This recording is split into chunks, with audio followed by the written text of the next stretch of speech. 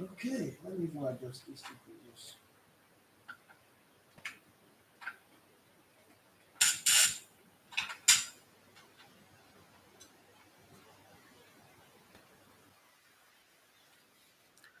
Okay, I got it. Hi guys, good morning and welcome to the Sports Buffet on Elevated TV. It's Tuesday. Yeah, I went for Easter break yesterday. I'm very tired, like very stressed up weekend. Oh God, I was tired. I'm still tired, but I mean I'm back. I'm back in the groove now. Like I told you guys, we're about moving house, so we feel for feel the things that we're doing requires a whole lot of setting up and clearing, the house that we just found, and then cleaning it up, painting. And I was born that I just realized that I've become an ajabota. I went to paint and then I had blisters in my hand, something that I normally do growing up. It was normal. It was normal that I was the painter of the house, myself and my younger brother Emmanuel, and then some other friends like Gordon Omunubo, Kevin Aigbe, and the rest of them. But I just realized that, see, my hand is still blistered.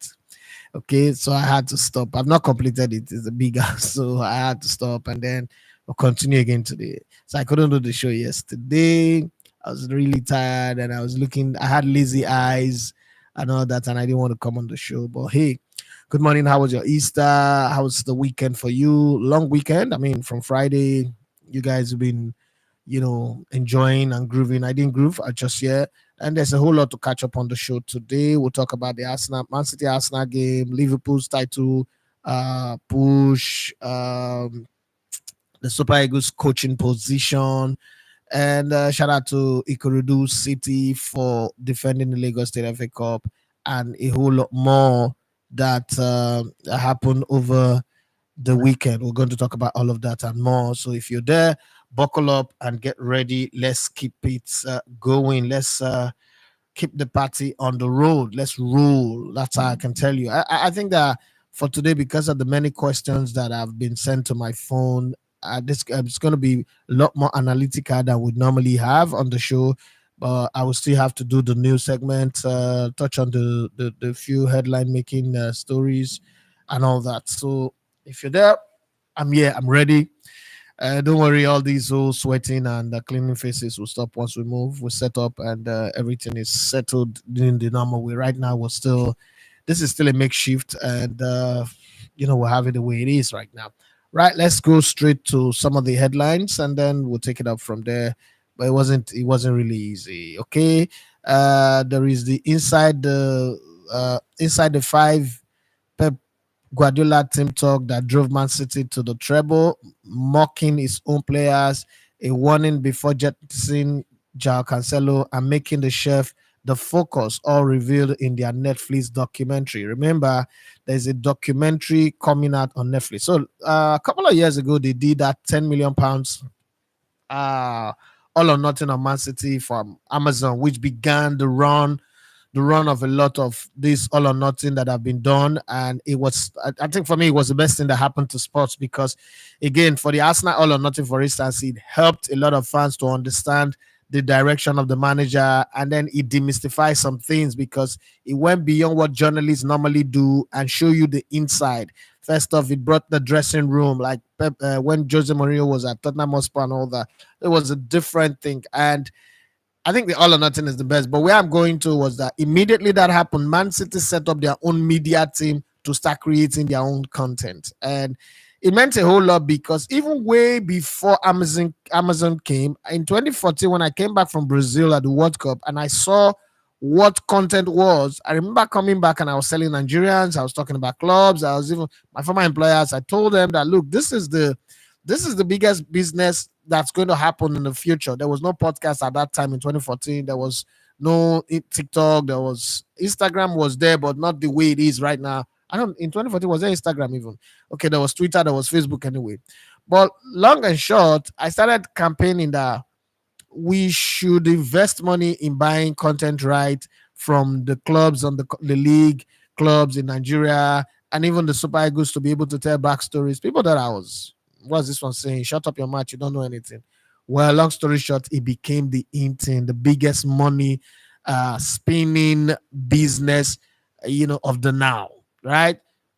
Sometimes you always miss the bus because the person who's talking does not appear in the apparel that you expect them to talk. So, I remember that people used to say in the office that, come on, World Cup commentary, where you don't go do now. You want to the act like say you don't know pass Oga. Well, does feel like that right now, Sha. Hey, so it's coming out on Netflix, and it's one that we want to watch. The treble, the story of the treble of the last season's treble. And for those people who always say, "Oh, why is this one not ours?" Like they won treble last year, May, and look at how far it took before it's coming out. Okay, Kevin O'Brien pre-match routine, Jack Grealish training Grand Walkies and Kai Walker's emotional message before the Champions League finals. Tactics will learn from the Man City's new Netflix documentary. How a bonsai tree helped drive Erling Haaland and Pep's 115 charges rallying cry. The big stories from Man City documentary, right? There's a whole lot. Pep Guardiola's public dressing down of Jack Grealish was unnecessary, performative, and left the Man City star looking broken. And Lady Man insists on the it's all kicking off and a whole lot. As if you go to the Daily Mail, there's just a whole lot. Newcastle braced for Arsenal and Tottenham to launch £100 million bid for Alexander Isak as North London rivals look to capitalize on the Magpies' financial fair play concerns. But does that look like a player that Arsenal really need? I don't think so, but I mean, you can say what you think. Manchester United makes formal offer to Southampton for Jason Wickles, okay, as they look to ex-Man City man to mastermind summer transfer revamp, but Saints are holding out for more money. Right now, anybody you want, you got to pay. Back in the day, backroom staff, you don't pay transfer fee, but these days it has changed. Football is changing right before our own eyes. Why Rokin was wrong about Erling Haaland and just what has happened to Kevin Phillips, get the best on the mail. Remember, Rokin came out and said that Haaland without the ball, Haaland without the goals is like a League Two player that is just not impacting the game. I mean, some people agree with him. I kind of like agree with him, but I think it's something that has happened this season because if you look at Ireland before Man City and last season, you will not even dare say this, but there's just something that's not clicking with him and with the team entirely. They are not in their imperious awesome best. I don't know about you, what you think, but there's just something about this Man City. And somebody sent me a message and said that Edafe, you said at the beginning of the season, before the start of the season, that Man City is not going to win the league, and this was before the Arsenal game. And obviously he was very, very sure. He said now when Man City will beat your team today, you will know that they are going to win their title. Now the game ended in a draw. The guy didn't send any message. Me too. I didn't bother sending him any message because it's not important. When you make these predictions, the thing about people is at the time you make the prediction, they will not say anything. They will wait for one moment where it does look like, oh, they're going to rub it on your nose, and they will jump out of nowhere and say what they want to say. Me, I have said it at the beginning, and I'm still going to hold on to it. Doesn't mean that they cannot they cannot make me eat my words. Obviously, they can. Not every prediction. Actually, I predicted that Super Eagles were going to get knocked out in the group stage at the AFCON, and they did not. So sometimes you eat your word. But the thing that I always say to people is, before you go rejoicing, try and understand that I get it right more often than not. As a matter of fact, 8 times out of 10, I am right. And I always say that I study pattern, and pattern tells me there is no way Man City is going to win this league title. They might even defend the Champions League. They might. Oh, I didn't say they will. They might even defend the Champions League. But the Premier League, before the first whistle was sounded for the 2023-2024 season, I was cocksure. Like I said, I didn't know who was going to win the league title. It was always going to be between Liverpool and Arsenal. I didn't know who was going to win it. But one thing that I know for sure, Man City will not win the title. Not because they are not good enough, not because they are a bad team, as people want to make us believe. No, that's not why. Because the powers that be, I keep on saying it, the office will not make it happen. So Alex Ferguson is still alive, and the most win on a spin is 3. And that's the holy grail of the Premier League. Before somebody else would do 4 straight, maybe Sir Alex Ferguson would have died. and Silas Ferguson is still alive, that is not going to happen. It's not going to happen now, and Silas Ferguson will still be there. But let's keep our fingers crossed. The gap is not so big that I can be arrogant about it. But I'm just locking up on that one and telling myself I don't care what anybody says or think or believe. You don't have to believe me. You don't have to agree with me. It's not even important if you agree or you disagree.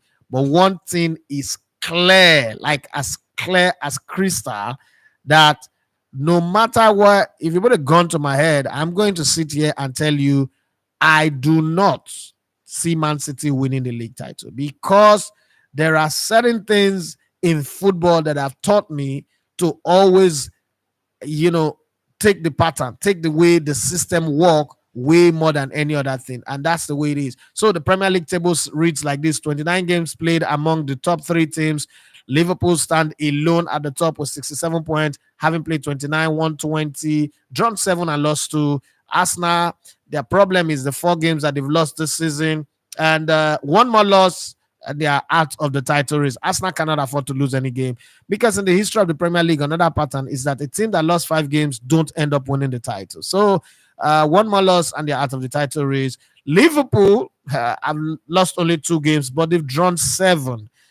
Same as Man City, who's drawn 7 and lost 3. Now, these draws might be the abinger for Man City, but then for Arsenal, it is the number of losses that they will look at themselves and say, why did we lose to Fulham? Why did we lose to West Ham? What are the other 2 teams that they lost to? And those ones will come back to bite them. But then there's a whole lot of games to go before the title is handed to whoever wins. The good thing is now you have 9 games to go for the 3 of them. For Aston Villa, it's remaining 8 games to go. For West Ham, it's 8 games to go. For Fulham, it's 8 games to go. And for Brentford, it's 8 games to go. At the bottom of the Premier League table, it's not interesting, but how, Nottingham Forest and Everton are looking like they might just escape the relegation. And if they do, the biggest escape, the Houdini of the season, having been deducted points this season, and their fans are not happy because you charge one team with 115 charges and you've not made any decision on them. But then the other teams that you just, cook up charges from nowhere, you have already taken your decision. What is happening? Is there a different room for the big team like Man City, and then there's a different room for the smaller teams like Nottingham Forest and Everton? Well, that's a different conversation to have. I'm still going to come talk about the game for the Man City Arsenal game. So a whole lot of questions that people are throwing up. I'm going to just ask you guys, what is your take on that game? What if you were to be the analyst in the studio and you're analyzing that game? How would you analyze it? What did you see in the game? Did it meet your expectation? Who disappointed you? Obviously, Allen Allen was a general disappointment to everybody, and I also don't think that Kevin De Bruyne did well. But before you blame them, you should also have to agree that probably Arsenal did a great job on them. I'll give my analysis, but in the comment section, tell me what your reaction to those games were. How it went. I mean, earlier on, Liverpool had won 2-1 come from conceding that goal by Walker. No, what's that former Man United guy again? I've forgotten his name. Jesus Christ of Nazareth. How now? Why am I forgetting people's names like this? And came out of nowhere and he scored that goal, and you're like, oh, Liverpool against Brighton. Liverpool, this was the day. But I was telling my friend it's too early. Welbeck, Danny Welbeck. You don't score Liverpool so quick and hope that they will not bounce back. Okay, I mean, if you want to beat Liverpool, defend very well, don't concede a goal, and probably in the last minute you score against them, and then they go into that frenzy, that panic mode, and then whatever happened. Don't forget, there are a lot of games today: Newcastle, Everton today, Nottingham Forest, Fulham, Bournemouth, Crystal Palace, Burnley, Wolves, West Ham, Tottenham Hotspur. I mean, these are games that are a bit critical. West Ham might just become the team that do spoiler for Tottenham Hotspur, but Tottenham Hotspur have found their form. They are great reading. That winning goal by Son Heung-min was just all he needed to change the tide. Let's see how it happens. West Ham also are not doing too great. They're just huffing and puffing and all that, but we should see. Uh, well, let's go to some of the stories. Do you agree with Haaland? First off, do you agree with Haaland with Hurricane that no Roy Kane, sorry, Roy Kane that what's it called? That Haaland looks like a League Two player. Now, Troy Deeney reveals his shock pick to replace Jurgen Klopp as Liverpool boss. As former Watford star claims, Reds needs a younger coach to deal with lower expectations next term. Now, I don't care what his pick is. It's that catch of the word that he used that I'm focused on. Lower expectations.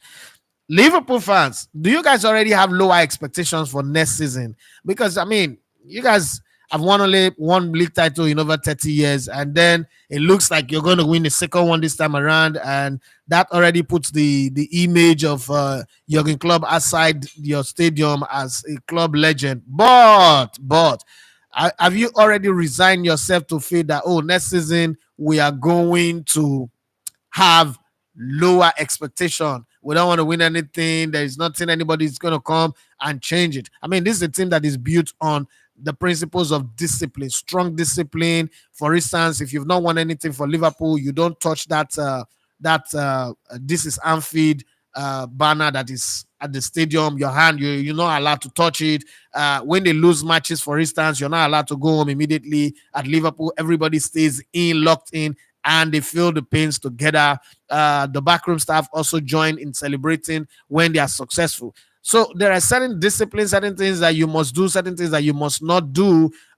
Just the same way at Pep Guardiola's Man City, for instance, there's no Wi-Fi in the canteen and in the dressing room. No Wi-Fi. They cut the Wi-Fi from those places.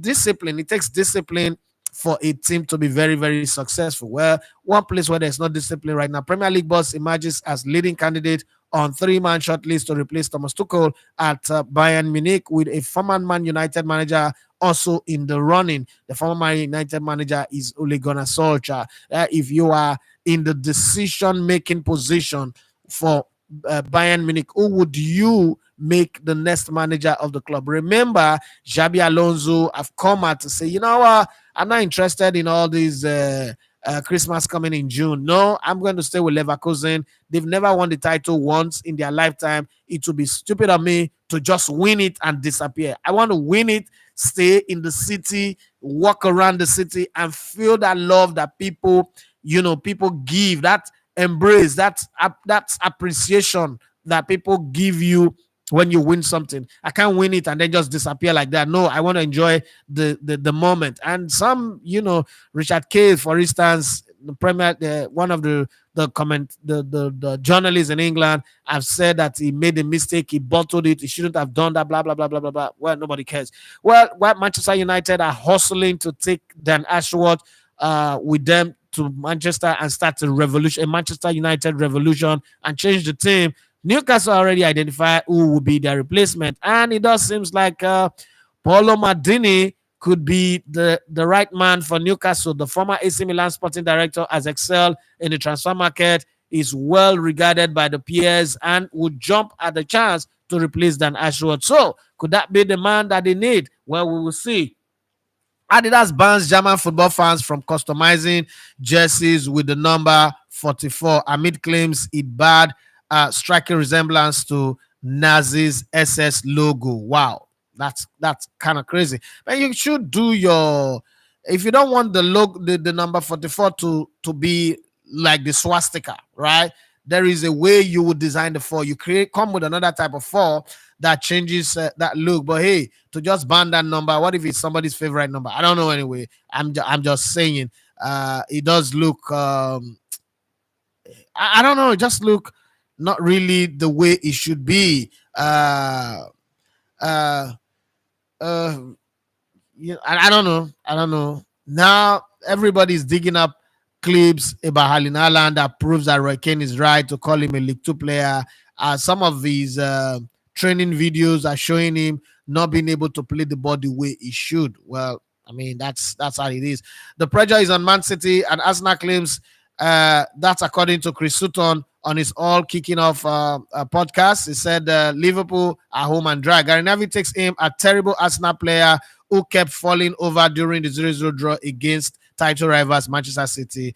Gary Neville is good at doing that. Like I always say to people, that's the way he does it to get the attention on the internet, and it's very, very important for his employers that he keep on getting that attention. So if you don't like it, you might not like it, but it is what it is. Former Chelsea star will leave Barcelona on a free after an injury-plagued season as La Liga giant prepare for a huge summer overhaul. Like I said, they don't get some more money for that side, oh, they want to do it. But yeah, I'm one of those people who believe that Barcelona should do everything to convince Xavi to stay. I think that Xavi is the man, is the guy that will turn things around. This team is a young team. A new manager comes in, it might just cost them a whole lot more. Xavi already have an understanding of this team. He's building something. He does it. The situation, the circumstances are not as the same as when Pep took over Barcelona. This rebuild needs to continue with him in charge, because to me, this is my opinion, and you can share your own opinion. Tell me what you think. But in my own opinion, I think this is the guy that should take over the team, and that should run the team, keep it going for some time, okay, and run the ship till they are stable. Because if you bring in somebody else again, might just not be the way it is. I don't know what you think about it, but if you have an opinion on this one, you can share your thoughts on it. Well, who was the winner?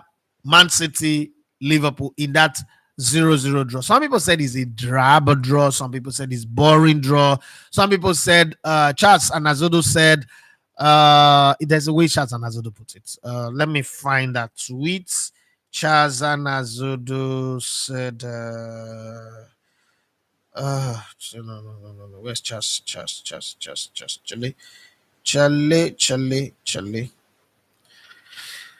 So Charles said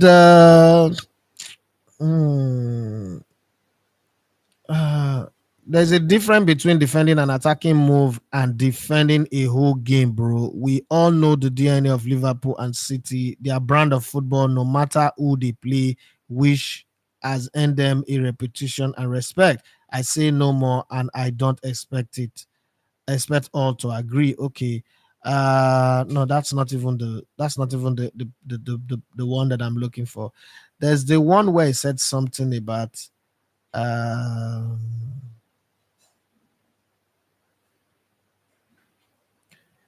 hold on. Okay. He said a City side that has not been at their best all season, a side known to always concede goals home or away this season, a City side with a striker who is the shadow of himself compared to last season, a side overshadowed by Arsenal scoring more and conceding less than City. Okay. And then there's another thing he said. Some people say he's bantered. Okay, good. This is the one that I was looking for. You played a deficient City side and couldn't get the win. Your team will bottle it again like they did last season, and you know it. Unatu make noise on top nothing. We did here. Now, I just want to ask, if Arsenal doesn't win the Premier League this season, is that bottling? Because I'm taking it from the position of Charles Anazodo. I don't think that if Arsenal doesn't win the Premier League this season, it will be considered as bottling. But let's even look at the facts, okay? Do we sit here and say a team, first off, Man City are deficient? How do you define deficient? Man City this season have scored 63 goals. Only two teams in the Premier League have scored more than them. They've conceded 28 goals, okay? Arsenal have scored 70. Liverpool scored 67. Arsenal have conceded 24. Liverpool have conceded 27. Now, how do you put that kind of a team? And Aston Villa has scored 62. Now, but then again, Man City have lost only 3 games this season. As bad as they may be, Arsenal have lost 4. And you call that deficient. How is that deficient? They've also had the longest winning run in the league this season. Okay, so I don't know how that is deficient. For 76 games in the Premier League, Man City have at least scored a goal at home, going back to 2021 or 2022. And then all of a sudden, they played a game where they were unable to score at home. But I mean, the fault is Arsenal's fault that Arsenal couldn't win that game. When was the last time Arsenal went to the City Ground, the Etihad, and won a game? I mean, it's been 5-0, 4-1, 3-0. And then all of a sudden, Arsenal for the very first time picked a point there, and it's a deficient City side. I think that there is a splurge to always find fault in anything that Arsenal does. Okay, I just think that there is that need to override the Arsenal team. So let's do some critical analysis of this team, the Arsenal team that Arteta took over.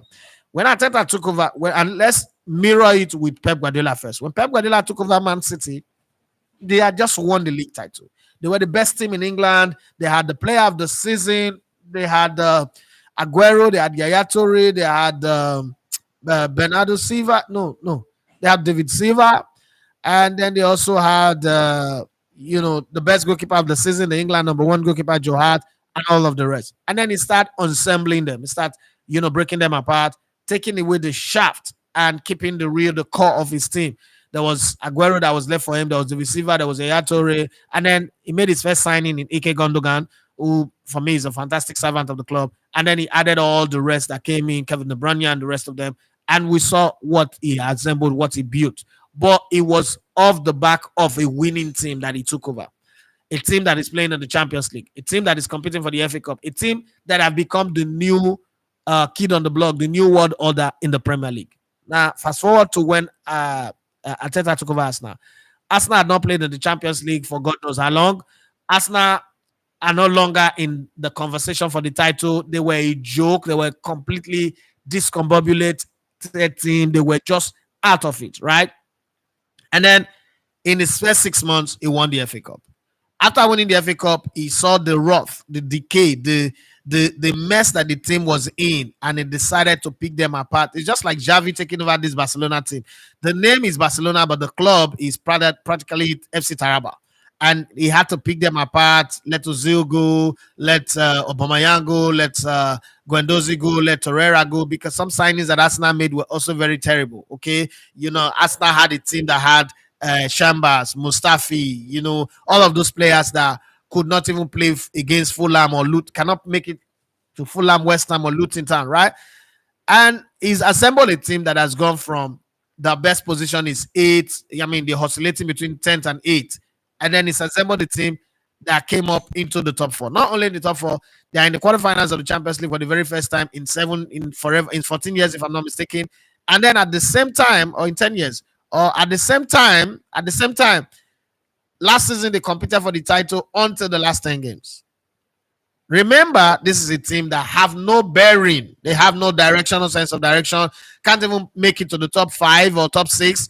Where always, first 2 seasons they were 8. First 2 seasons they were 8, and then now they are becoming the standard bar, the team to beat. Arsenal are not the team to beat. Remember, before Arteta came in, there are guaranteed places that Arsenal goes and they will lose.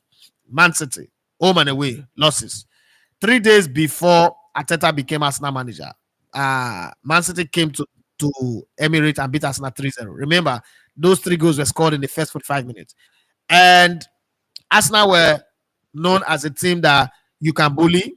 Arsenal were known as a team that they have a soft underbelly. Arsenal were known as a team that if you put in the cross into the 18-yard boxes, you would beat them. Okay. Then also, when going forward, if the ball is not on the ground, Arsenal is most likely not going to score. Arsenal does not score dead balls. They don't score from corner kicks. They don't score from free kick.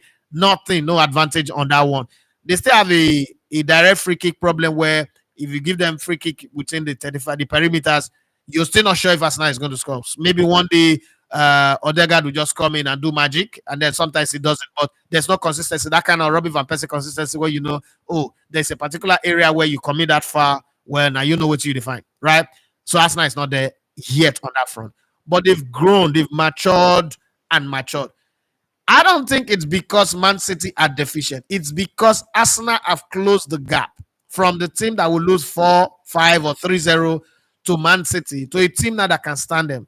Again, over the weekend, I hear people say things like, oh, Arsenal couldn't play their game. Arsenal were afraid. Well, Arsenal were always playing their game and losing. Okay. The game that the thing that they call the Arsenal's game is actually something that Man City have perfected. Remember when Arsene Wenger used to get Barcelona in the knockout stage of the Champions League, and Arsene Wenger was blamed of wanting to play the Arsenal way, but they are a low budget version of FC Barcelona, and they were easily beaten. One of the things somebody asked me on Twitter, the Nigerian Football Conference asked me on Twitter, and he said, what would I advise for the next coach? Which system should he play? That some pundits and some fans are saying 4-3-3 is better for the national team of Nigeria than 3-5-2 or any other formation. And I said to him that my first response was, those people are idiots. The job of the Super Eagles was made open recently, and they did not apply.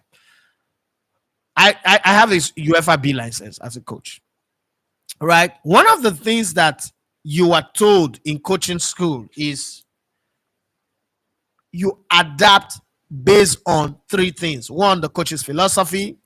Two, the kind of players you have, the player type. Okay, everybody plays football there, but there is a type of player that you have. And then three, the opposition you're playing against.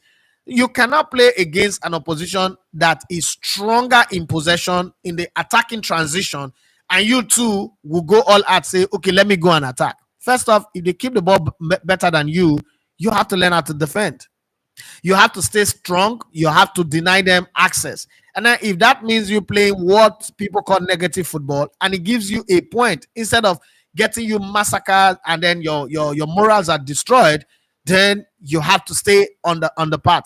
And then no matter how good a team is, you have to understand that there are some teams that are stronger than you. First off, it was Liverpool. Liverpool was guaranteed home and away 6 points for Liverpool. They will beat Arsenal. No matter, Liverpool so tormented Arsenal that Arteta decided to play the "You Never Walk Alone" music in the training ground to say, okay, if now this is now on the field, Mona here and now, but they still went there and they got beat, right? Then there is Man City. Man City, who is a respecter of nobody. And then all of a sudden, you're not making Liverpool work for it. You're not making Man City work for it. And then don't forget that some time ago, they will say that no matter how bad Man United are playing, they meet us now, yeah, they'll take them out. Okay? But all of that has changed under the Arteta regime. And again, the things that are missing, Arsenal now become a lot more defensively solid. I think that in the Premier League, this is my opinion, I might be wrong. In the Premier League this season, the pair of Gabriel Magalhaes and William Saliba are the best defensive pair. And then on the fullback, they've not had the same consistency that you expect. They've also not had the same consistency in attack as Gabriel Jesus, is out injured and coming back. Eddie Nketiah, well, I'm not surprised. I never thought he was a good player. I just feel that they signed him that contract and they are wasting £100,000. There are players in the Arsenal team that they are paying money weekly that they should have. Cedric Suarez, Reece Nelson, and Eddie Nketiah. That's about 250, almost £300,000 every week being wasted on players that you cannot call on to come and help you. Okay, as far as I'm concerned, useless dead woods in the team. Now, Arsenal have now risen to the place where first leg they beat Man City in this Premier League. In the Community Shield, they beat Man City. I think it was Trossard that scored that goal. And then now they play the goalless draw and people say they are deficient. What is deficient about them? How many teams have they been beaten? They've lost only 3 times. So when you say they are deficient, I'm struggling to understand what the meaning of deficient is. Sometimes we've got to give a team like Arsenal credit and a coach like Mikel Arteta the credit that he deserves. And a lot of people, yes, everybody's entitled to their opinion. But sometimes, like I used to say when I was in Brilla, you're entitled to your opinion, but you're not entitled to your lies. Because when you start lying to sell your point, then there's a problem about that one. Now, that's my position on it. And I think that the result, Arsenal went to the Etihad with one thing in mind. If we cannot win, we must not lose. And they achieved it. I think that instead of calling Man City deficient, why not look at the fact that Arsenal have shown people how you can play against Man City and not lose to them, how you can contain them, because they really did a good containment job. Jorginho, Declan Rice were fantastic. Let's not forget that Bukayo Saka was half fit. Martinelli is just coming back from injury, still not fit. So the structure was okay. Since I don't have my two turbo engines that can carry me going forward, let me protect my team in such a way that whatever marauding shenanigans that these guys are going to do, we will keep them quiet. To keep Erling Haaland so quiet that at the end of the game he's almost fighting, is frustrated. It's not as easy as a lot of people, want to say it. But hey, if you're Arsenal, everybody have opinion. Arteta celebrates is a problem. The players snapping pictures is a problem. Everything about Arsenal incites, some kind of negative connotation. Well, if you've not won the title in 20 years and you are the butt of everybody's joke, and then all of a sudden you're beginning to rise up, it does come across as something that will make everybody want to have an opinion on you. Like I always say, life is like football. For as long as you're not rising up above certain people, you are okay. You are a good boy. You are a lapdog. You are okay. The very minute you start rising up, then you incur their wrath and you become public enemy number one. Everybody start doing something to pull you down. I've never seen anybody that is down that people are trying to pull down. It's only people that are up that people trying to, pull down. That's why controversy never come up against broke people. Nobody ever raised controversy against poor people, against people that are down, because there is nothing to gain. But when you see you are up, okay. Like I used to tell my wife, I say, you see this place that we are in right now that nobody's saying anything, just wait a minute. Once we have these whole numbers of YouTube subscribers going to 1 million plus, and we're hitting certain kind of numbers, you will see the kind of negative vibes that would now start flowing from every corner. Everyone will want to have a reason to tell you why Idafe is a bad person, why Idafe is this. So it's just a way of life. Having said that, let's move to the Super Eagles manager job. Somebody sent me a message. Let me read it. Hi, Dafe. My name is Dayo. I want you to give us your take. Since the talk about the Super Eagles manager, you've not really given us your take. I've been waiting for you, but I know you went to Ghana, and then there is a talk of the bust between certain players in the Super Eagles camp and the coach, the interim coach, Finidi George. What is your take? Would you want Finidi George to continue, or do you want Amunike to come in, or you are also part of those who think we should go for a foreign manager? What is your take on that one? Well, before I give my take, let me give a 5 minutes window for anybody out there to give their own take to this question by Dio, and then I'll come back and I'll give you my take. Having said that, let me read the messages that I have on the comment section, and then I'll come back. So if you're out there, the message by Dio is, in summary, what is my take? Who do I think should be? What is my take on the bust up between the interim manager Finidi George, and some players? Should say some players? Say Sadiq Umar and Ademola Lukman, and then. Do I think that Finidi George should be given the job substantively in full, or Emmanuel Amunike, or anybody, indigenous coaches, or do I think that they should give it to what do I call? Do I think they should give it to a foreign manager? Well, I'm going to give my take, but I need to hear your take as well. You are both my analysts as well. Please click on the like button. It doesn't really take anything away from you. It doesn't extract your data extra. It's just the same thing. But let's see how I go. Arotorego say, I agree to Chief. Man City may still win it. Nah, they're not going to win it. But at this point, I think Liverpool has a 55% chance. Olainka, the Arsenal versus City game was too pragmatic from both sides, but Arsenal effectively made them toothless. De Bruyne and Haaland were below par. Arteta was in his Mourinho element. Olainka said, boss, do you think Bayer Leverkusen will go unbeaten throughout the season? Well, I saw their game against, is it Hoffenheim? Yeah. And if the way they came back in the last 88 minute was the equalizer, and 91 minute was the winning goal by Patrick Schick. I think they've been doing it now. They've come back from losing position to win games or draw games as a wind down the season. I don't really know if they would do unbeaten. I mean, this is their first time of ever in their history of ever winning the league title, because I can calculate that Bayern went on to lose 2-0 to Borussia Dortmund. They are 13 points behind now. It's as good as saying they are already champions. They're champions in waiting. Let me just address it that way. Would they go unbeaten? There is this thing about pressure.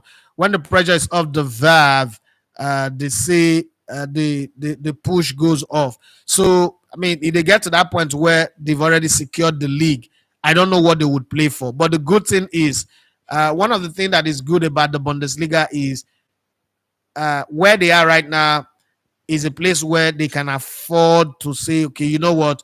Once we win the league title, let's just end the season unbeaten, and then they still got the Europa to play, so that would keep them in competition mode. But again, that Europa is also part of the reason why I'm not sure whether they would go the entire season unbeaten, because once the league is secured, and I think it's about the next 3 games or 4 games now, if they win the next 4 games without dropping points, and Bayern in turn drops points in that period, they just might become champions. And then they might say, okay, you know what, let's focus on the Europa and try to win it alongside the league title. I mean, this is a club that doesn't win. There's still Liverpool in this in the Europa competition, but they play Atlanta, I think, this week. So you will look at that and say to yourself, just maybe they have a high chance of going the season unbeaten. But I'm thinking once they get to the point where the league title is secured, it might weigh in on them, and it might change the way they approach the game. And this is just me saying I don't know, but it might change the way. I've seen that happen in football most times, and that might just become the reason why they don't go the season unbeaten. Because to be very honest, if you ask me, I think that they are more focused on winning the league title than anything, and they don't want to leave any stone unturned. And going the kind of momentum that they've kept, the mentality is incredible. I mean, I've watched like 11 of their games this season. I like the way they play. They play for each other. Everybody's running. Everybody's covering. Everybody's tracking back when they need to track back. Everybody's going forward when they need to. That kind of gap between defense and midfield and attack that you see especially in Manchester United and Chelsea games currently, you don't see it in Leverkusen game. And then you also don't see that lazy legs that you always see when Man United or Chelsea are playing. But Chelsea is always in the second half. You see them playing lazy leg football. Lazy leg is when a ball is like 2 meters away from you, and the pass is going, and you're supposed to chase it, and you're just walking. That's in football they call it lazy leg. You don't see it with them. You just see that efficiency, that's potency in their game. They need to track you, they track you all down. If they need to attack you, they attack you as bees. And everybody, I mean, lately for Leverkusen, goals are coming from unlikely sources. Players who normally don't score goals are beginning to score goals. So I think that they're having a good one. Would they go the season unbeaten? I don't know. But I mean, what would you rather have? Go the season unbeaten or win the title? Winning the title is the goal. Yeah, if they win the title, it's not on them to say, okay, let's do it for our pride and let's win the title. Let it be on record that the first time we ever won the title, we won the season unbeaten. Maybe they just might do it. So it's a maybe, maybe not. Okay. Henry Umaru says the City versus Arsenal game taught me that as beautiful as Arteta gameplay can be, it can also play some diabolical football. I see Pep and Diego Simeone combined in Arteta. The Alliance will say, but seriously, I don't think Liverpool are going to be too expectant for next season, except they get a very high-profile coach. If City don't win Premier League this season, it makes it even tougher. Wale Fatumbi says, 18 people in the house. Please hit the like button. Thanks. Thank you very much, Wale. Really appreciate that one. Looking out for my interest, my best interest. It's not something that you see people do all the time. The Lion say, why can't Bayern go for their second-in-command coach or academy coach since Xabi said no? Well, they don't think it's good enough, because if they think it's good enough, they are not going to be looking for another coach. So sometimes it's a case of you don't know what you've got till it's gone. So maybe they don't value the guy. The other say maybe Baka can convince him, but have they resolved the factor that made him quit in the first place? I don't know. That's what they need to resolve, and then convince him that you're the guy that we want. Bukashan Repair say, hello, FC Taraba. Yes, that's it. The other say, I actually thought Arsenal should have been more adventurous in the match, but then a draw in a slaughter ground for them won't be a bad idea. So let me explain why that wouldn't have been possible. Martinelli, who drives the team from the left-hand shaft, have been injured since the Sheffield game and is just coming back. So he didn't start the game. Bukayo Saka got a knock from the England camp, but because there is no replacement, like I always say that Bukayo Saka's position is the worst position for us, is the weakest link for us now, because when he is not available, there's nobody to replace him. Trossard is not a natural in that position. But he had to be patched, put together, take painkiller, and play that game.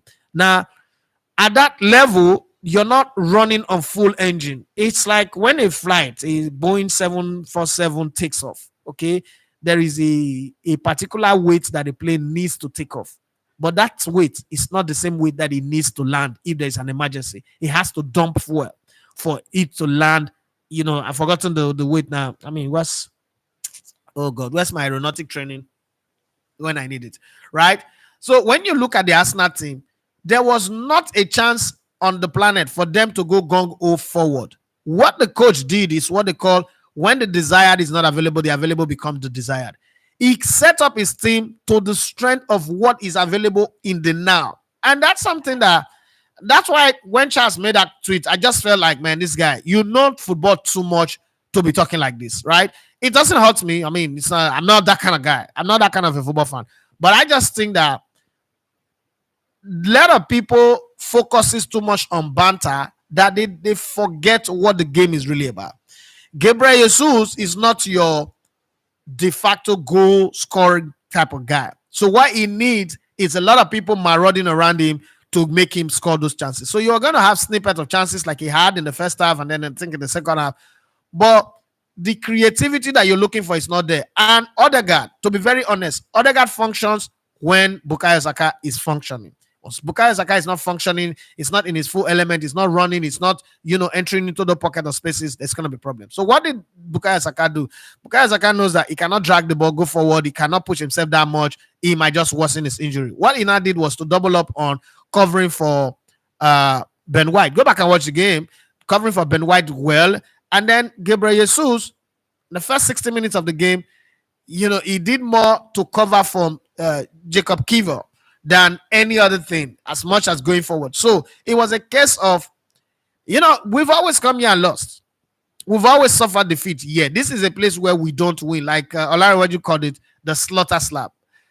If we wake up and we decide, oh, we're going to attack this team, one of the things that happen with attacking is the fact, and you're playing a team that mastered the act of ball possession and exploiting spaces, is the fact that when you attack with bodies, you're going to lose your shape at the back. And go back and watch that game. You'll notice that Arsenal, kind of like basket webbed Man City into that basket.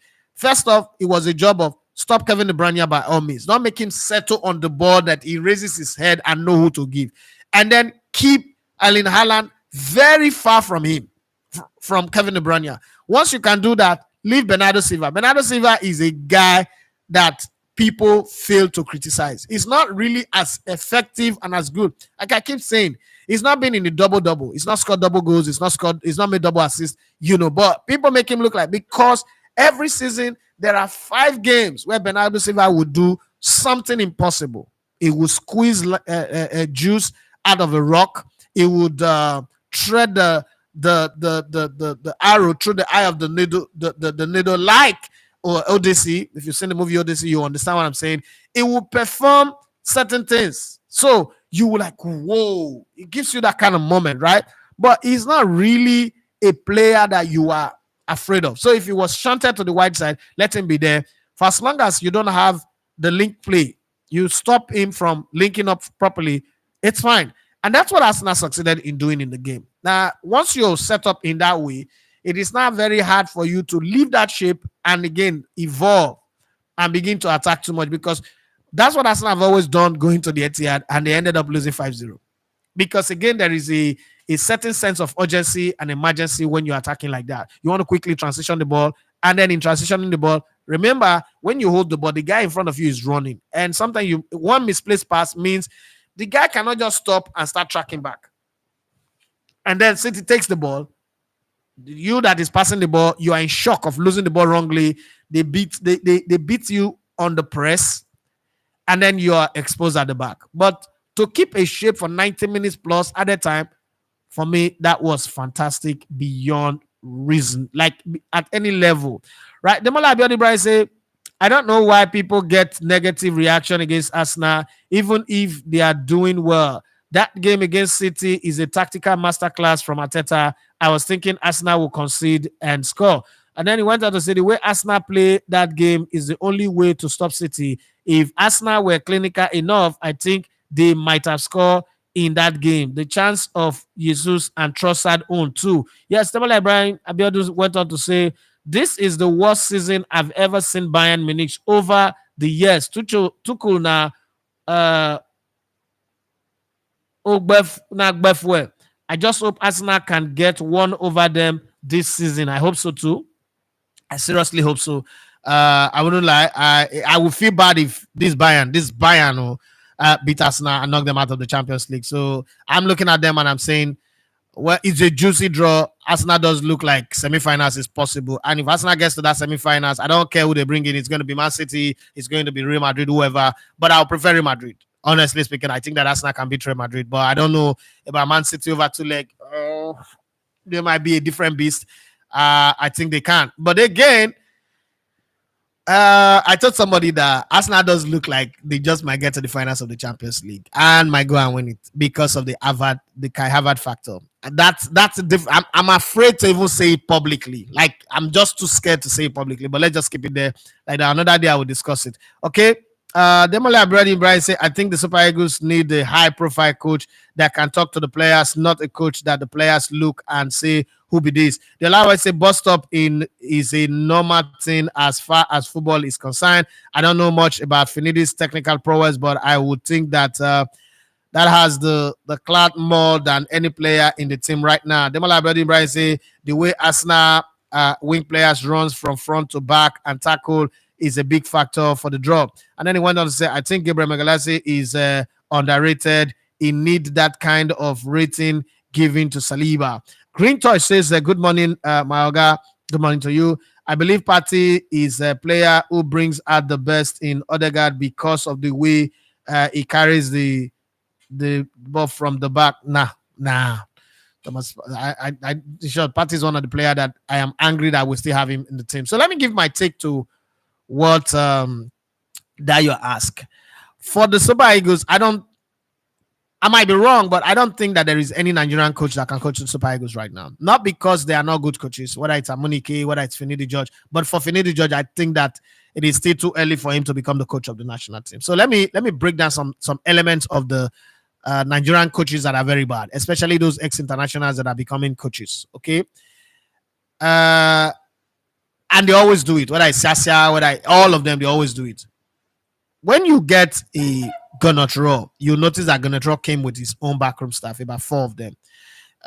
You brought in Pesero. He came with his own backroom staff. His son is video analyst, and then he brought in 4 others, so 5 of them. With Nigerian coaches, and that's what professional coaching is about. You must have your crew, your backroom staff. You sign up to get your backroom staff. If it is that bad, you even tell the people that, look, listen, I will pay them from my own money so that I don't add extra bill to you. But normally the FA is supposed to pay them. But with Nigerian coaches, this is where at national level you should not be that bad. Where I'm against them. You will get a Finidi George, and then the NFF will tell you Salisu Yusuf will work with you, Amunike will work with you, Iguava will work with you. First, that tells me you're not a good coach. You don't know your onion. If you know your onion, how would you allow another person who is a chief coach, who is a head coach, like who is a manager, to come and, like, is he co-coaching? Who is the coach? Who's the assistant? Because that guy says himself like, look, I'm not an assistant too. You cannot send me around. And I saw Iguavon, when Iguavon was giving Amunike, listen, what was happening was, it was clear that Iguavon was not happy that Amunike is there, but because his bosses says Amunike should come there. And Amunike was not even doing any job. Let's be honest. Amunike, Yobo, they were not doing anything. They were just there. They will cluster in one corner and they'll be gisting. And then the coach will be doing the job. So what is the use of that? That is how you know that these guys are not good coaches. They're just there to, one, free flights to go for matches, free hotel, food, and then free allowances. Nothing else. There's no proper, this is the job that you see this guy do. Apart from the goalkeeper trainers, there is nothing else. So a good coach, first off, should set up his team. You know that you give him this job, he's coming with his crew. He's going to remove everybody in the setup and put his crew. That's when I take you serious as a manager. That's one. 2, it's the players of the Super Eagles. Our players are the most idiotic, most recalcitrant, most stupid human being put together in one collection. Remember, I know that there are people there, hey, this is the choice of what is not good. Now me, they talk am. Try and remember this before you accuse me. Now me, they talk am. This me, I've been with this team for the last 10 years. I have seen them, I know them. Some of these guys are my friends. I'm not saying of strange. I'm not talking of Arsenal Football Club or Man City or Liverpool. I'm not talking something that is far. I have seen them at close range. Anybody who's going to come now in the comment section or watch the video later and say that for this you're saying it's not right, remember, say you never even get access to the team. Now me get access to the team. These players are very rude. They also behave like the everyday average Nigerian. This syndrome of do you know who I am? These footballers.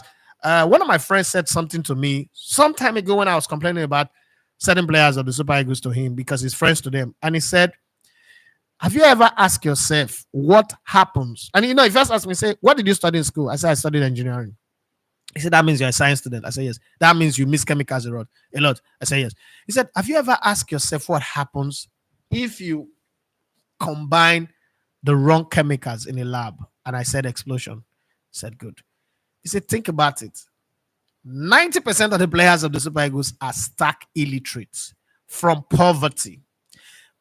And some of them are last born in their house, middle born, but once they make money, they become the firstborn, they become the power.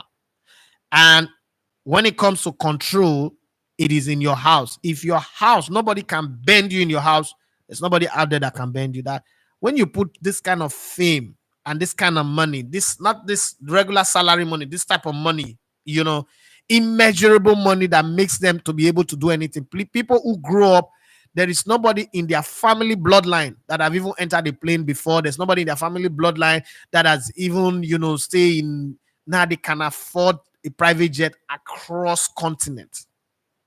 Do you really think that there is anybody who can control them if the person is not just as powerful as they are or have the power to take something important away from them? And from that moment, it was Ario, the owner of the co-owner of a Box to Box Football Club. From that moment, I started looking at the team, the players differently, and I started observing the team. This was quite a while ago. I started observing the team, and I see it clearly. You know why? You start with the ones that you're very close to, and you call them like, okay, see, I see this in your game. I think you should improve this. So you will see him go to Twitter the next day and say, everybody wants advice. I will do what is on my mind. I was like, oh, okay. Leave there. You tell this other one, like, guy, I think that this thing you're doing, this thing in your game needs to change. You will see, it will go text like two different people say, yo, guy, what do they feel like? And then you start realizing that, okay, I remember one player once told me that the money that he has now, oh God, I just footballers a mumu. Say the money that he has now, if he even stop to play football, say if he just decide, say, my contract, I don't want to play game. I want to terminate my contract. That if he live for 200 years, he not go dey poor. I look at that, okay, this is how our footballers just behave. Now, if our footballers behave like that, it means that there are coaches that they will not listen to. Don't forget that these coaches who are not coaching them, who are ex-international, whatever you think they earn in their playing days, they were also like these players. They were also behaving like these players back in the day. But they've retired now 10, 15 years. Whatever money they have, it has died down. So the players, first of all, does not respect them. And then the way these guys came from a system where they were very timid and very naive, and they approach life differently. So that makes it almost impossible for the players to respect or regard them. I do not subscribe to the NFF appointing any indigenous coach. It will not work. That's one part of it. Another reason why I don't want any indigenous coach with the national team is this. As it is now, every time we are failed to qualify for the World Cup, it's an indigenous coach that is involved. Remember, Christian Chukwu was with the team. We didn't do well against Angola. Ikorodu was brought in. He was winning matches 4-0, 5-0 against Algeria, against Zimbabwe, but we lost on head-to-head, basis, and that's how we didn't qualify for the World Cup in 2006. Again, for Qatar World Cup, Ikorodu was brought on after Ghana had done his best. All he needed was to beat Ghana, over 2 legs. And we drew, but head-to-head again, the same head-to-head again, away go rules changed the whole tide, and we didn't qualify for the World Cup. So majority of the failures of the national team In four Nations Cup, we didn't qualify for three. We didn't qualify for 2012. We didn't qualify for 2015. We didn't qualify for 2017. All of those times were handled by Nigerian coaches. So at some point, you have got to come to say to yourself that, listen, the Nigerian coaches are not good enough. Okay, the players do not value them, do not respect them, and there is no need trying it. Again, we have now find ourselves in a what we call precarious situation. Rwanda currently tops the group, the World Cup qualifying group. South Africa is second, and Nigeria is third.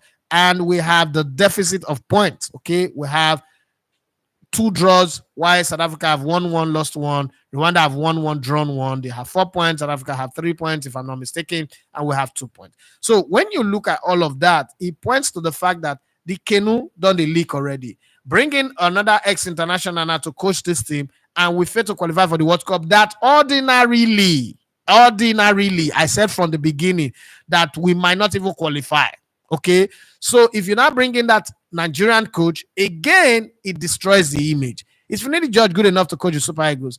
Maybe in the future. Like I said on China Chiru's show, Finidi George is a good human being. He's a good man. He's a guy that I like, I respect. But it's not a good man requirement now. You understand me?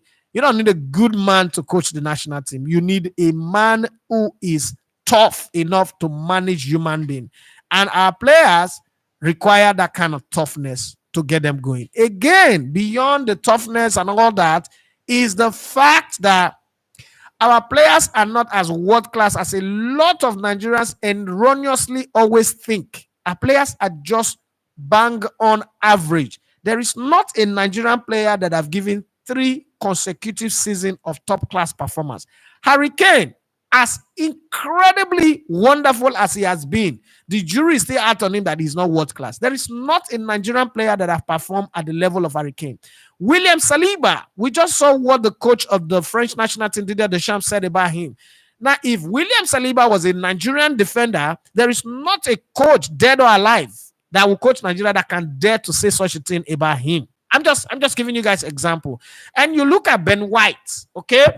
Imagine Ben White was a Nigerian player. Would you say you're not going to play him because he said he doesn't watch football? No.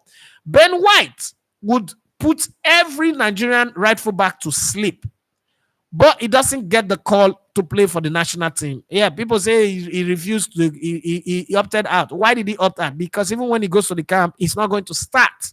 So when you look at our team and then you go to our midfield, which is the worst position ever, there's nobody in our midfield that walks straight into the starting 11 of a proper team. I'm not talking Fulham and all those mumu teams. I'm talking of a proper team that's competing for top class titles, wanting to win league titles or wanting to win continental titles. There is nobody, not Alex Iwobi, not even Wilfred Ndidi, who plays in the Champions League currently, whatever, okay, in any top team. I'm not talking of playing in Belgium or anywhere. I'm talking of top teams. Nobody is going to. So when you look at that and then you look at our attack, Victor Boniface is injury prone. Victor Osimhen, yeah, you might say, I mean, the people who always tell me that Victor Osimhen is world class, I always tell them, how do you define world class? This guy's only had one great season in his entire football career. And that's the season where they won the league. Do I have anything against him? No. But if you do not use that to judge Harry Kane, and you not use one season to call Harry Kane world class, why are we going to say he is world class? There are people who still had the audacity. The people who say Osimhen is world class also have the audacity to tell you that Neymar is a failed footballer. Neymar. Hey, God of heaven. That Neymar is a failed footballer. League winner in Spain, Champions League winner in Spain, Copa del Rey winner in Spain, treble winner in Spain, league winner in France, Olympic gold medalist, and all that. Brazilian captain, all-time highest goal scorer in Brazil, is a failure. But Osimhen is world class. Sometimes when we discuss these things, sometimes I don't want to get involved. So when you look at the entire buffet of our players, they do not have the thing that we think they have. Again, there are times where players say to themselves, you know what, guys, come now, let's come together and get this job done. Forget who the coach is. Let's get the job done. We don't have that. I've seen this team at close range First off, there is not a team as broken, as divided as our Super Eagles. The born in the abroad people think that they are superior to the ones that are born in Nigeria. Then the ones in Nigeria, the northern boys think that they are better than the ones from the south. The ones from the east think that they are better than the ones that grew up in the east, and I mean in the west, and all of those things. You cannot harmonize them. And then you want to bring in a Finidi George. Come on. It's not going to work. Or an Amunike. It's not going to work. Because again, let's also not forget that the average ex-international, the class of 94, they do not like this generation because they feel like they suffered for this team, and these current players are just enjoying it for free. So there is always that dichotomy of when we played, and that's the one thing that destroys football. When we played, this is not happen. This is not happen. You don't do that. Come to coach. Now it's time for you to coach. Forget the nostalgic memories of your days of playing for the national team and all that. Don't. This is not when to show it. Come and be a professional coach. I don't think that our ex-players are professional coaches. They are just ex-footballers who went to do their coaching badge and they got it. Okay. And so they think they are coaches. They are not. Our ex-footballers are still journeymen. They need to do better than that. They need to show the way they take the job, the way they sign their contract, the way they negotiate the deals already tells you that they are not good coaches. They don't have managers, they don't have agents. They just do it haphazardly. And then you want me as a player who also know how coaches get their job abroad to come and respect you. It's going to always be hard because these players, they get the information. Don't forget that the players also speak to people inside the FA and they get told some of the things that you're not supposed to be told. And then they come out and look at the coach like, this one is just here to take money now. We're helping him. He has to take bonus and the rest is now waiting one coach us. So that's the reason why I don't think any Nigerian coach will coach the team. Now, if you ask me who's my choice, I would love to coach the team, Ivy Renard is somebody I would love to, because again, the average Nigerian player respects people based on success and profile. Ivy Renard coached a team that stopped Lionel Messi at the World Cup, Saudi Arabia, a very weak team. And then he's coaching the French women team now, but he's also won 2 African Cup of Nations medals for Zambia and Cote d'Ivoire. Now, Nigeria is a country over 60 years. Nigeria has been playing football since 1945. We've won only 3 African Cup of Nations. And Ivy Renard have attended the African Cup of Nations 3 times. In 3 times, he's won 2. So there is not a player in the national team currently who would be able to rise his chest against him. Even the winners of the AFCON in the team, Ahmed Musa and Kenneth Omeru, are not French players. And Ivy Renard alone have more medals than them. So he could walk in straight into that team and tell them, who the hell do you think you are? And he can shut anybody down. But unfortunately, the FA that we have cannot pay them. I also have provided a way that money can be provided without stress. And it's a Nike deal. If I was the FA president, should I say this now or shouldn't I say it? I think I should keep quiet on this one because it's too technical. Let's just read the messages and move away.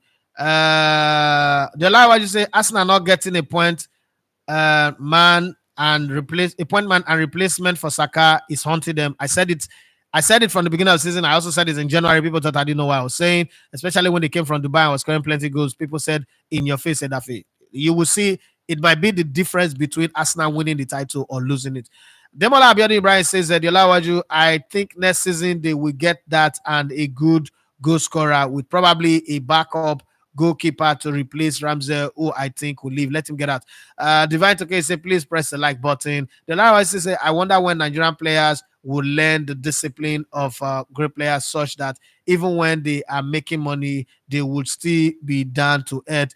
I don't even want the players to be down to earth. I just want them to be professional. There are 2 different things. Being down to earth is your private life. I don't believe in humility. I just believe in being good at what you do, right? There are deficiency in the players' game, and they keep acting like they're not deficiency. We don't have players who can head the ball when it matters most, apart from Victor Osimhen. We don't have players who can play free kick. We don't have players who can cross the ball. If you say, I give you a chance to give 10 pinpoint crosses, how many of them will reach your teammate? Maybe 2 out of 10. That's a big deficiency. These are things that you can improve on in your training ground, and they are not working on it. Have you seen our players come to Nigeria for training, for preparation for a team? I play football, and every time I'm in the Super Eagles camp and I'm watching them train, I'm already saying to myself, this guy's gonna lose this match. This guy's gonna lose this match. You're short of saying these guys just come to camp so that they can meet with their friends and their family and probably sleep with a few guests here and there. This is me saying it. I'm saying it, and I'm not saying it because I want to rubbish anybody, but it's just a fact. This is what I see every time. They don't come in with guys, we're here to win. There's no leadership in the team. There's nobody who, back in the day, you have a Stephen Keshi, a Son Olise, a Terrible West, people who want to win for themselves. And because they want to win, they will force every other person to come together and try to win, right? We don't have them. And every time I say, people are like, oh, they are big boys. Big boys on what ground? Big boys on... See, when I came into radio in 2004, I set a 5 years mark on myself that in 5 years' time, I'll be the biggest football analyst in this country. And I'll be the guy that everybody listens to go ahead and talk. It didn't take 3 years for that to happen. These players, I always ask myself, what will be the target where they set for themselves for national team? Like, okay, when I leave this national team, people will remember us for this. Do you know, when I look at this set of players, they will be remembered more for failures, disaster, not qualifying for the World Cup, being lucky to play in the finals of the Nations Cup, getting knocked out in the round of 16, and probably this next World Cup we're not going to qualify. We might not qualify. And I'm saying it, people, we might not qualify. And, the shift, the media might blame the NFF where they have their fault, because I don't know why they let Pesero go. They have their fault, but I think the players should carry the can the most. Well, that is how the show ends today. Thank you very much, everyone, for being on the show. Let's do it again tomorrow. Like I always say, the quality of your question determines the quality of the analysis, okay? No matter how it is, an analyst cannot just come and start blabbing. Your question is key. So let's do it tomorrow. And I'm sure that you come up with questions that would get the show up and bubbling. Okay, my name is Idafe Manchester. You love to call me Daily Boy on the Sports. It's been a wonderful time on the show. Have a wonderful day. Like I always say, and I'll continue to say, if you're not the solution, please don't be the problem. And if you cannot fix it, please don't stand in the way of those fixing it. Have a wonderful day. For those of you living in Lagos, in 2 days' time, Third Milan Bridge will be officially open. I'm sure when you drive in, be careful, even though because it's not easy to drive high speed across that bridge, it doesn't mean you go kill yourself. Take it easy on yourself, all right? And wherever you go, be the good version of who God created you to be. Bye-bye.